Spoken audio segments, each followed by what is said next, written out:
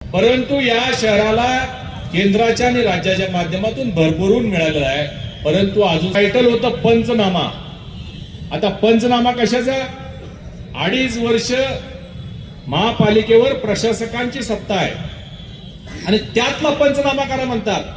निश्चित करा, आमची काही हरकत नाही.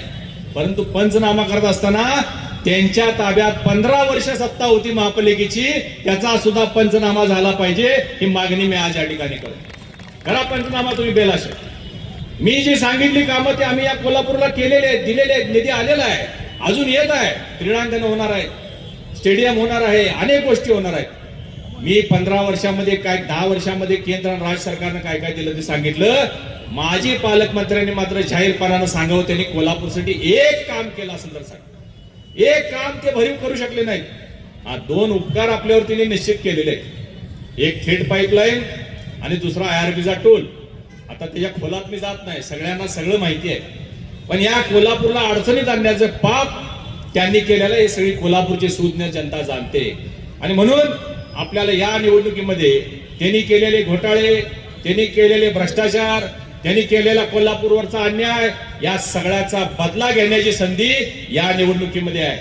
आज सगळे लोक, विजनरी लोक, काम करणारे लोक, जनतेत मिसळणारे लोक या महायुतीच्या माध्यमातून नेते मंडळी एकत्रित आलेले आहेत.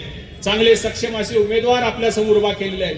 मी कोल्हापूरच्या तमाम जनतेला विनंती करतो की आपण या सर्वच्या सर्व 81 उमेदवारांना, ज्यांचं चिन्ह कमळ, धनुष्यबाण आणि घड्याळ आहे, या सगळ्या उमेदवारांना प्रचंड मताधिक्यानं निवडून देऊन तुमची सेवा करण्याची संधी द्या. तुमचा आशीर्वाद द्या. या कोल्हापूरचं भवितव्य दुरुस्त करण्यासाठी, आपल्या मुलाबाळांचं भविष्य दुरुस्त करण्यासाठी, बनवण्यासाठी, कोल्हापूर शहराला एक हायटेक शहर बनवण्यासाठी, स्मार्ट सिटी बनवण्यासाठी एक विजन घेऊन, एक प्लॅटफॉर्म बनवून या महापालिकेच्या माध्यमातून अनेक गोष्टी आपल्याला करायच्या आहेत. आणि आपल्याला आवर्जून एका गोष्टीचा उल्लेख करावा लागेल की हे फक्त आणि फक्त महायुती सरकारच करू शकतं.